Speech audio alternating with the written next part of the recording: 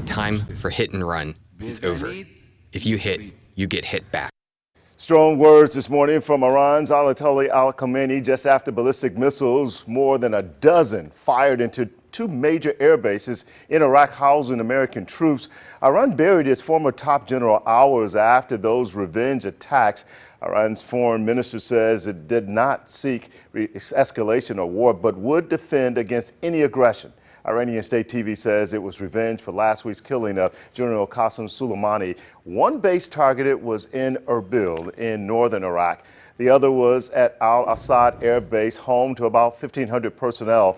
After the attacks, the president tweeted, "All is well, and so far, so good." Many Iranian Americans hope both sides show restraint.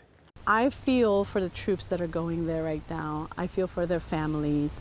I feel that both sides, the people, the public, they don't want to have any war. Iranian state TV says Iran has 100 other targets if the U.S. responds. The Department of Defense not commenting on what a potential U.S. response would look like. It's 6:31 now, and Iran's supreme leader has called their missile strike a slap in the face for the U.S. Alabama lawmakers reacting to the development and saying they are praying for U.S. troops. Ariana Garza has combed through the reactions. She joins us now live in Studio 42. Ariana. Well, Alyssa, late last night, Senator Doug Jones said he thinks it's still too early to tell what exactly will happen next, but he says he hopes the Trump administration follows through on its promise to brief Congress. Other Alabama lawmakers, Republicans and Democrats, including Representatives Terry Sewell, Bradley Byrne, and Robert Aderholt, have all taken to Twitter to say their prayers are with U.S. troops right now.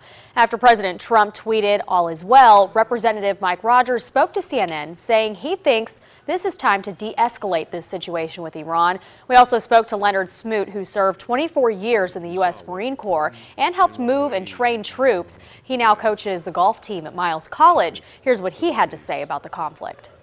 I would say, from a military perspective, whatever the commander-in-chief says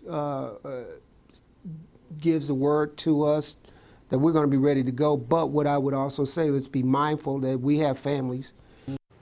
Now, he also went on to say that if Americans were killed, actually Mike Rogers went on to say that if Americans were killed, Iranian officials would know that that would bring retaliation.